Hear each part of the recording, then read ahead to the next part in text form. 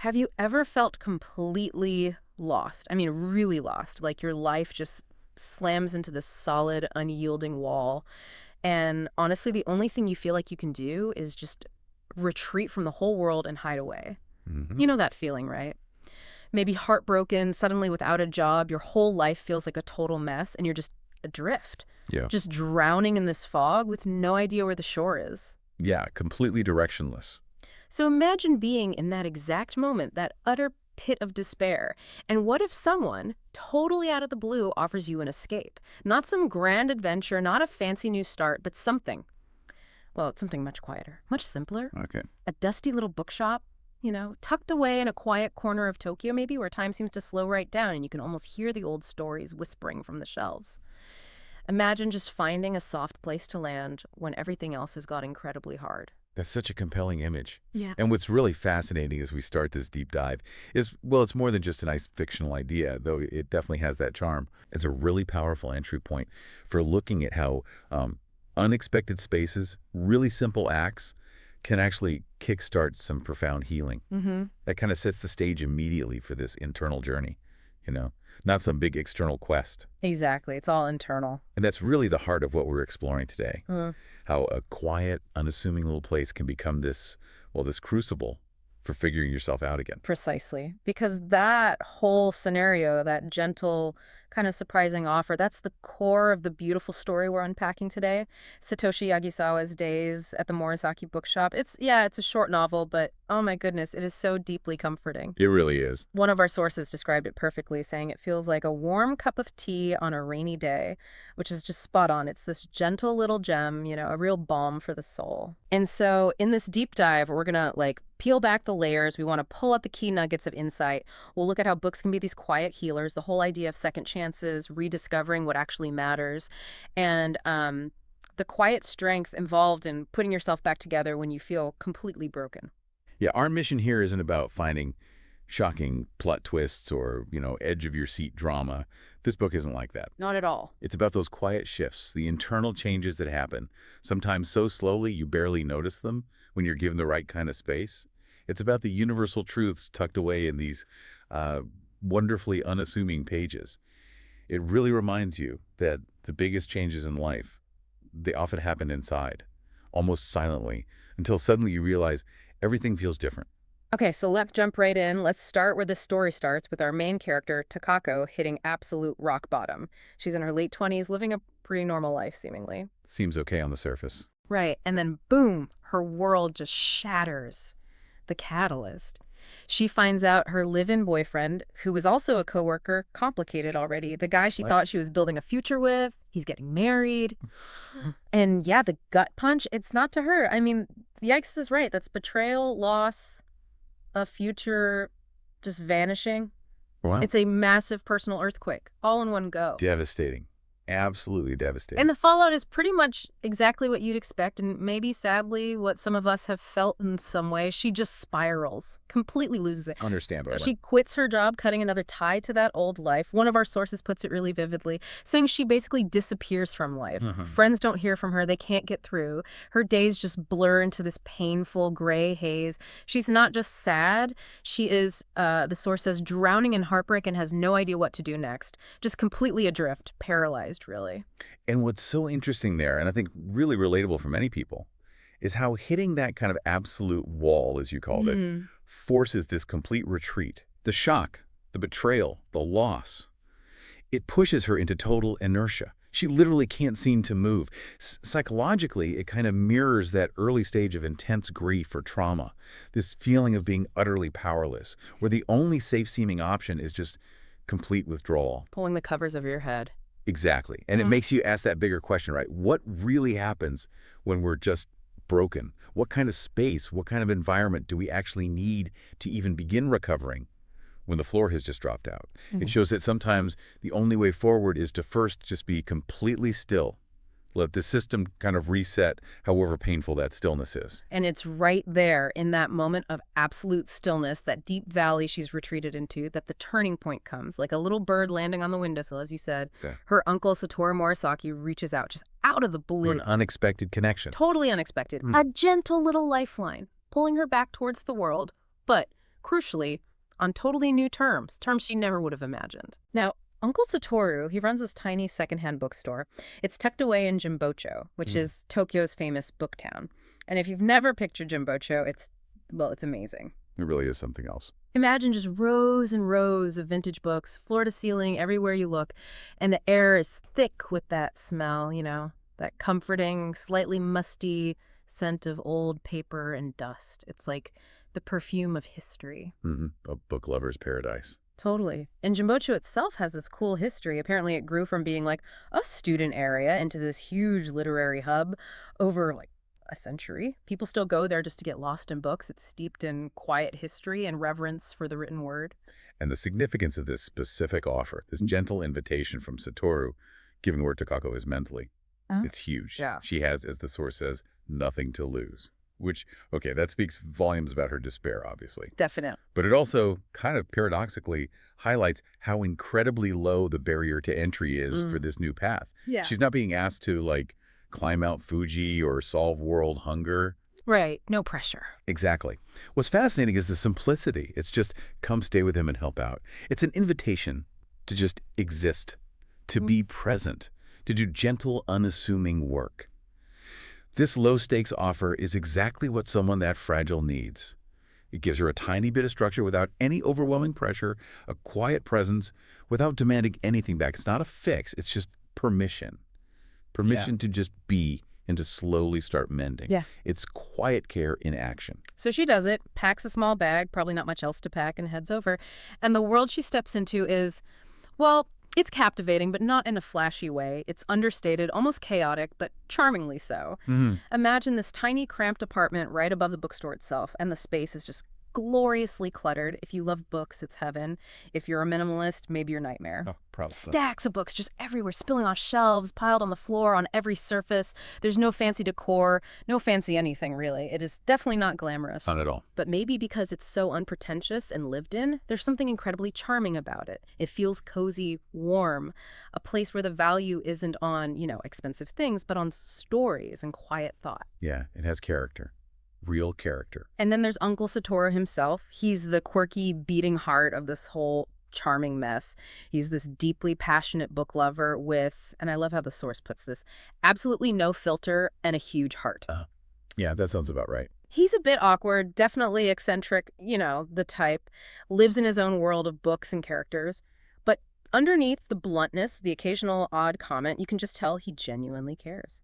He introduces her to the shop routine, the regulars, and crucially, he gently, almost without her noticing, introduces her to the books themselves. And that unique atmosphere Satoru creates is really special. It's like this ordinary magic. What's so fascinating is how this seemingly chaotic, definitely unglamorous place, under Satoru's very hands-off stewardship, becomes this incredibly nurturing, restorative space. Right. It's weird how that works. It's not an obvious sanctuary, like a spa or a Zen garden. It's a working shop, filled with dust, old paper smells, the quiet murmur of people coming and going, which makes you wonder, right? How can these unconventional, unassuming places, the ones that don't fit our usual idea of a healing space, actually foster such deep recovery? Yeah. Satoru isn't running a therapy center. He's just providing a home for stories. And in doing that, he accidentally creates this haven for a hurting soul. The perfect example of what sociologists sometimes call a third space, not home, not work, but somewhere else where community and personal growth can just quietly happen. And it's so important to remember Takako's state when she first arrives. She doesn't walk in and suddenly feel better, like poof, literary magic. Not at all. Far from it. Quite the opposite. She's described as just going through the motions at first. She doesn't care about the books, finds no comfort there initially. She is still completely numb, wrapped in that heavy fog of heartbreak. Physically there, yeah, but emotionally. Yeah. Still totally checked out, just running on empty. A shell. But that's exactly where the quiet magic, if you want to call it that, of the books, and this slow, subtle shift starts to happen. You connect it to like the bigger picture of how people actually heal.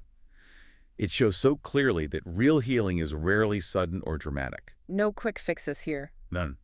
It's often slow, awkward, and sometimes you don't even realize it's happening until much later. It's not like flipping a switch from broken to fixed. It's more like a gradual unfolding, like a tightly shut flower bud, slowly, almost imperceptibly, turning towards the sun over days and weeks. That's a great image for it. The book doesn't give us an overnight cure. It shows a patient, almost unseen transformation, which highlights that true healing needs time, it needs immense patience, and often it just needs the right amount of gentle exposure to something new, without any pressure to get better now. It's about allowing yourself to just be, rather than constantly doing something to fix yourself. And one of the absolute core themes, one of the most beautiful things in Days at the Morisaki Bookshop, is this idea of how books aren't just entertainment. They do something much deeper. They act like quiet mirrors, reflecting our own lives, our own souls back at us, helping us see ourselves differently. That reflection is key. Takako's journey with literature, it starts so simply, almost reluctantly. She starts reading these classic Japanese novels, not out of sudden passion, but literally just to kill time. Filling the void. Exactly. She has this empty existence, endless hours to fill, and books are just there, a way to pass the time. But then as she keeps reading, she starts noticing something. These stories, these other lives, other times. They start making her think differently about her own life, about love, about loneliness. They give her a new lens, maybe a new framework, to start processing her own raw pain. Maybe she reads about unrequited love or someone else navigating loss, and suddenly her own specific heartbreak feels, well, maybe a bit more universal. And that's where the real power lies, I think. It touches on what some people call narrative therapy, Yeah. right? Imagine finding a character, maybe written centuries ago, dealing with something strikingly similar to your own heartbreak or betrayal. Yeah. And suddenly, Takako doesn't feel quite so utterly alone in her specific agony. Which raises that interesting question. What is it about shared human experience, even filtered through fiction, that gives us such deep, unexpected comfort? Right. It's fascinating. It's recognizing that your unique pain is actually part of this broader human condition. Right. The books offer validation, that feeling of, okay, I'm not the only one who's ever felt this. Yeah. And it's a quiet kind of companionship without the pressure of, awkward real-life conversations. Totally. They let her kind of externalize her feelings, give them a name, a context beyond just her own immediate, overwhelming situation. You know that feeling, don't you? Have you ever read a line, just a sentence maybe, in a book, and it just stops you cold, and you think, wait, that is exactly how I feel, but I never had the words for it before? Oh, absolutely. It's like a light bulb moment. Yes, that's exactly what's happening to Takako. The books are articulating her inner world, giving shape and structure to all that shapeless grief and confusion. They're handing her a language for her unspoken sorrow, which lets her finally start to process it. And it's really important to be clear about how the books are helping here. They aren't magically fixing her overnight. No magic wand. No, they aren't giving her step-by-step instructions or acting like a self-help manual. But what they are doing, profoundly, is helping her understand herself. And that's huge. Yeah, that self-understanding piece is critical. It's all about self-discovery, building maybe a bit of empathy for her own situation, and that internal processing. It's not about finding external solutions yet. What's fascinating is reading becomes this active, contemplative process for dealing with emotion, gaining self-awareness, and maybe starting to build a new story around her own suffering.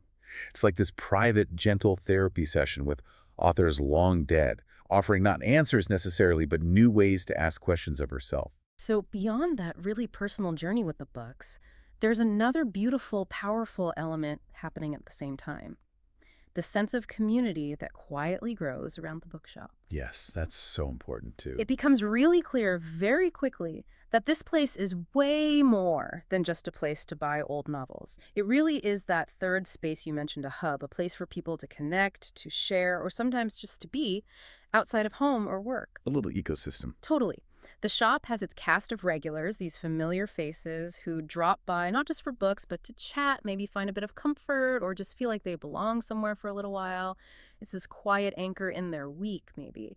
A place where conversations happen easily because of that shared love of literature, creating this instant connection. They can just exist there without any pretense. And slowly, almost without realizing it, Takako starts to become part of this gentle community. She begins talking to customers, not forcing it, not suddenly becoming super outgoing, but just quiet, natural exchanges start happening. Little by little. Exactly. She listens to their stories, their reasons for being there. And in doing that, just listening, observing the shared human stuff happening around her, she starts piecing herself back together. It's this organic way of re-engaging with the world, helped along by the shop's welcoming vibe, slowly pulling her out of that deep isolation she was in. Yeah, she's reconnecting. And our sources give such lovely examples of this in action. Yeah. Like, one woman tells Takako about losing someone she loved, and how books helped her cope. Can you imagine how much that would resonate with Takako, dealing with her own loss, that profound sense of, oh, me too, shared vulnerability? Yeah, that shared experience is powerful. Then there's another man who visits every week just to browse a certain shelf, never buying anything but clearly finding something there. Maybe it's just the quiet ritual, the sense of belonging he needs. What really struck me reading about this was the simple truth. Healing rarely happens alone. Even when she feels most withdrawn, Takako is surrounded by this gentle, supportive web of connection, reinforcing that idea that even when we retreat, finding those little points of contact is vital. And that's such a huge insight, isn't it? Because often when we're hurting badly, the instinct is to isolate, pull up the drawbridge, hide away. Absolutely. Self-protection. But this story shows so beautifully that even when you don't think you want people around, being in a space where stories and souls are shared, it matters. It's this quiet validation of our basic human need for community, for connection, even when we can't articulate it, or we feel too broken to even try. It's about being seen, maybe, even if you're just silently looking at a bookshelf, knowing you're not the only one there, seeking a bit of solace among the stories. Precisely. That quiet presence matters. So, okay. We've got the quiet magic of the books working on her inner world and this gentle hum of community giving her a sense of belonging she didn't expect. And Takako's transformation really starts to pick up steam. She starts to find herself again. You can feel the shift. Yeah, it's not like a sudden explosion of happiness or her triumphantly marching back to her old life. It's much steadier. An internal resurgence of energy, of spirit. Yeah. Her physical energy comes back. She's not dragging anymore. Her curiosity, which was totally squashed by the heartbreak, starts to peek out again. Mm-hmm. Signs of life returning. Exactly. She even starts tentatively imagining a life beyond the bookshop, a future she thought was completely wiped out just months ago. It's that quiet emergence of what they call post-traumatic growth, right? Finding new strengths because of what you went through. Yes, finding new paths forward. And just when things are finding this new rhythm, just when she's maybe found a fragile kind of peace, guess who shows up? Oh no, let me guess. Yep. The ex-boyfriend. The one whose betrayal started this whole spiral, he walks back into the bookshop. Wow, okay. He tries to explain, apologizes, probably pleads a bit, says he made a mistake, tries to get back into her life, maybe her heart. It's that classic test, isn't it? Testing the new self she's been building. Absolutely. The moment of truth. And what's so critical here, and what I found incredibly powerful, is her response. Yeah. She listens. She actually hears him out, gives him the space to say his piece. But, and this is the crucial part, she doesn't crumble. Doesn't fall apart again. Exactly. She doesn't revert back to that state of despair, that paralysis, that raw pain. She realizes, with this quiet, undeniable strength she didn't have before, that she's grown. She is simply not the same person who fell apart over him a few months ago. That's huge. It is. She's found this inner resilience, this solid ground within herself. She doesn't need him anymore to feel whole, because the bookshop, the books, the community, Satoru, they all, through their gentle presence, helped her find that wholeness inside herself. She stands there basically as proof of her own recovery and inner strength. Wow. And that moment, even though, like you said, it wasn't loud or dramatic, no shouting matches, no big confrontation, it felt so profound. Quietly powerful. Totally. It showed real, deep growth, not just putting on a brave face. And if you connect that to the bigger picture, it's such a powerful reminder that sometimes the best revenge, or maybe more accurately, the truest healing and self-advocacy, is just becoming the strongest, calmest, most centered version of yourself. Yeah, not about him at all, really. Exactly. It's not about getting external validation by telling him off. It's about her internal validation, which does raise that interesting question for all of us. Yeah. How do we actually measure growth when it is internal and undramatic? It's not always big gestures. Sometimes it's just that quiet confidence that comes from surviving something and knowing your own strength. It's a silent, personal triumph. Okay, before we wrap up this deep dive into Takako's whole journey, we absolutely have to spend a bit more time on Uncle Satoru himself. Because he is, without a doubt, the quiet, slightly eccentric soul of that bookshop. He really is the anchor. He's the mostly silent but incredibly impactful force that makes her healing even possible. Now, Satoru isn't painted as some perfect guru, right? Or some flawless mentor figure. Definitely not. The source points out his imperfections. He's not perfect. He drinks too much sometimes, speaks too bluntly. He's flawed. He's real. Full of quirks, habits that might even seem a bit off-putting at first. Very human. Very human. But despite all that, he represents something we all desperately need, I think, especially when we're struggling. Someone who just gives us space. Space to be ourselves, space to heal at whatever pace we need, without judgment, without pressure, and without this constant expectation to, you know, perform or get better on someone else's timeline. And that approach, that non-judgmental, non-interfering presence, that's Satoru's real gift, and it's a core insight of the whole story. Mm. He never pressures Takako, never tells her to get over it or bounce back. No tough love here. No, he doesn't offer unsolicited advice, doesn't try to fix her problems for her, which is often our first impulse, right? When we see someone hurting, we want to fix it. Yeah, jump in with solutions. Instead, he just offers her this quiet place full of stories, and crucially, he lets her find her own way. He provides the container, the environment, but he trusts her to navigate her own healing process. He trusts her inner wisdom, which is actually a profound act of respect and care. That's a really good point, trusting the process. And that kind of space, that kind of gentle, unpressured acceptance, it's incredibly rare, isn't it? And so important in a world that's always rushing us to move on or bounce back. Constantly get over it faster. Right. We get bombarded with expectations to recover quickly, be productive, put on a brave face, even when we're falling apart inside. Satoru offers the complete opposite, a sacred space where vulnerability isn't just okay, it's implicitly welcomed, where slow, authentic healing can just unfold naturally, which raises that vital question for all of us. How can we cultivate or actively seek out similar spaces in our own lives, both for ourselves when we're struggling and maybe for others who need that same gentle, unpressured presence? It's about finding or creating these little pockets of grace, of quiet acceptance in a world that demands so much. So wrapping this up, what's Days at the Morisaki Bookshop really about when you boil it down? After this deep dive, it feels like it's about the very real, often hidden experience of heartbreak and that quiet, often overlooked journey of healing. Hmm. About the unexpected comfort you can find in unassuming, quiet places and the profound, life-changing power of second chances.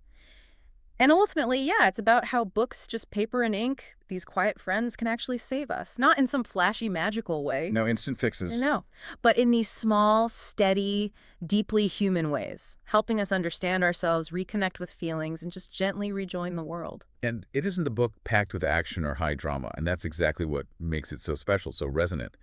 Its power is in its gentleness, its sharp observation of those tiny, incremental shifts in the human heart. Yeah, the quiet details. Exactly. It's a beautiful reminder that sometimes the gentlest stories, the ones that whisper their truths instead of shouting them, are the ones that stick with us the longest, the ones that leave the deepest mark. They resonate because they mirror our own quiet struggles and triumphs, giving us that sense of shared humanity. So really, if you've ever felt stuck or lost or heartbroken, if you've ever just longed for a place where time slows down a bit, where you find quiet kindness in unexpected corners, and where stories offer this unique kind of comfort, well, this book might just be that cozy, understanding friend you didn't even know you needed. It really is like a balm for the soul. Which leads perfectly into our final thought for you, the listener, to maybe mull over after we finish. In our own lives, which are often so busy and demanding, how do we actually spot and nurture those metaphorical bookshops? You know, those quiet restorative spaces, maybe relationships that allow for slow, authentic healing and self-discovery. No hiding. Yeah. How do we consciously create them or seek them out? Not just when we're actively looking for a fix, but just when we need a place to be, to reflect, to just breathe. What quiet, gentle gems might already exist in your world right now, maybe unnoticed, just waiting to offer you some unexpected solace and connection, something to think about.